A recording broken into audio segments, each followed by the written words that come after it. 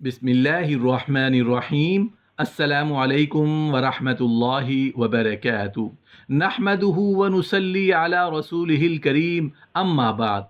रात को सोते वक्त 10 मरतबा सुबहान अल्लाह पढ़ने से क्या मिलता है?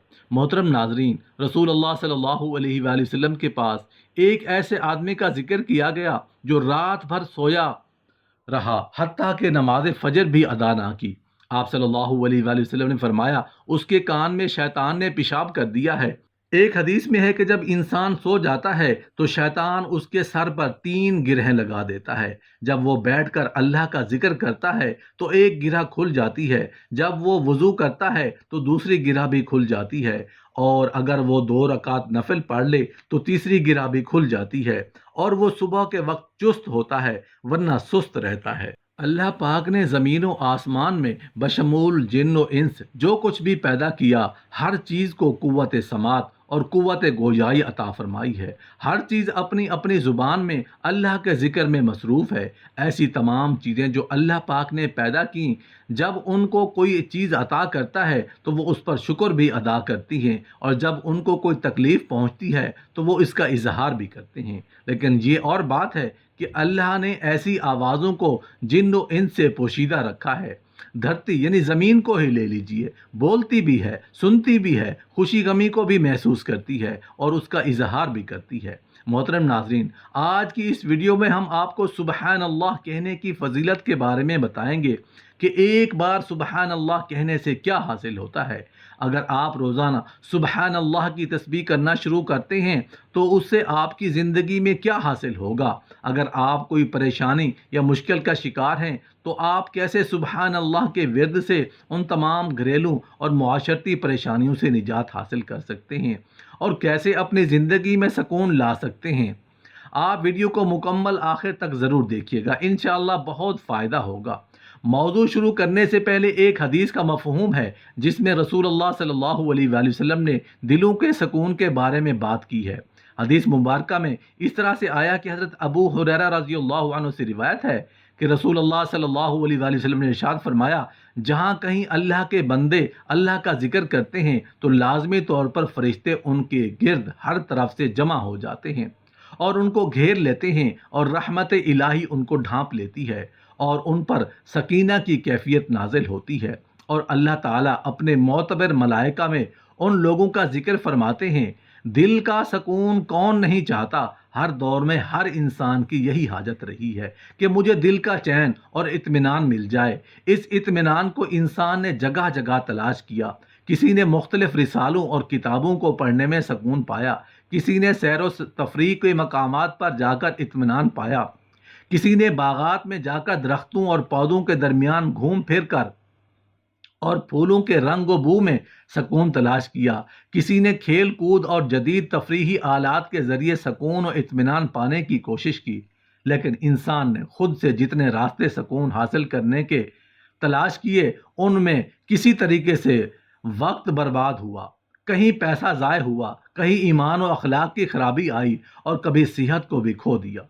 ये दुरुस्त है कि इन चीज़ों में भी वक्ती तौर पर सुकून मिलता है, लेकिन खालिक कायनात जिसने हमारे जिस्म की मशीन को बनाया, उस ज़ात हकीम व खबीर में हमें रसूलुल्लाह सल्लल्लाहु अलैहि वसल्लम की सीरत मुबारका के ज़रिए सुकून हासिल करने की बेहतरीन तालीम अता फरमाई है। अल्लाह जल्ला शानु कुरान पाक में फरमाते हैं, आगाह रहो और अल्लाह की इजाज़त से दिलों को इत्मीनान नसीब होता है। इत्मीनान कल्ब एक बहुत बड़ी नेमत है, उसे दौलत से नहीं खरीदा जा सकता। मादियत परस्ती के दौड़ में इंसान सुकून के लिए बेकरार है। इस नेमत को हासिल करने का आसान तरीका अल्लाह से ताल्लुक़ कायम करना और उसकी याद दिल में बसा लेना। चुनाचे रसूलुल्लाह सल्लल्लाहु अलैहि वसल्लम को जब कभी परेशानी आती तो आप नमाज में मशगूल हो जाते, तेज़ आंधी आती तो आप नमाज की तरफ मुतवज्जे हो जाते, बारिश ना आती, खुश्क साली हो जाती तो नमाज इस्तिस्का यानी बारिश के वक्त की नमाज अदा फरमाते, सूरज गिरन होता या चांद गिरन होता तो नमाज कसूफ और नमाज खसूफ अदा फरमाते। रसूलुल्लाह सल्लल्लाहु अलैहि वसल्लम ने सुबहान अल्लाह के ज़िक्र की फजीलत को बहुत ही प्यारे अंदाज में बयान फरमाया है। محترم ناظرین، ایک چھوٹا سا لفظ سبحان اللہ کو ہی ہم پڑھنے کا معمول بنا لیتے ہیں تو اس سے اللہ پاک کی رحمتیں اور برکتیں اتنی زیادہ انسان پر برستی ہیں کہ وہ شاید اس کا اندازہ بھی نہیں لگا سکتا۔ ایک مشہور حدیث میں سبحان اللہ کی فضیلت کو اس طرح بیان کیا گیا ہے کہ حضرت ابو ہریرہ رضی اللہ عنہ بیان کرتے ہیں کہ رسول اللہ صلی اللہ علیہ وآلہ وسلم نے ارشاد فرمایا کہ دو کلمے زبان پر ہلکے اور ترازو میں بھاری اور رحمان کے پسندیدہ ہیں، سبحان اللہ و بحمدہ سبحان اللہ العظیم۔ حضرت ابو ہریرہ رضی اللہ عنہ سے روایت ہے کہ وہ درخت لگا رہے تھے کہ قریب سے رسول اللہ صلی اللہ علیہ وسلم کا گزر ہوا تو فرمایا، ابو ہریرہ کیا بو رہے ہو؟ میں نے عرض کیا، درخت لگا رہا ہوں۔ تو رسول اللہ صلی اللہ علیہ وسلم نے فرمایا، اس سے بہتر درخت تمہیں نہ بتاؤں؟ عرض کیا، ضرور بتائیں۔ تو رسول اللہ صلی اللہ علیہ وسلم نے ارشاد فرمایا، کہو سبحان اللہ والحمد للہ ولا الہ الا اللہ واللہ اکبر۔ ہر کلمے کے بدلے جنت میں تمہارے لیے ایک درخت لگے گا۔ حضرت ابو ذر رضی اللہ عنہ سے روایت ہے کہ رسول اللہ صلی اللہ علیہ وسلم نے مجھ سے فرمایا کہ میں تمہیں وہ کلام نہ بتاؤں جو اللہ تعالیٰ کو سب سے زیادہ پسند ہے۔ میں نے عرض کیا، یا رسول اللہ صلی اللہ علیہ وسلم، اللہ تعالیٰ کو جو کلام سب سے زیادہ پسند ہے وہ مجھے ضرور بتائیں۔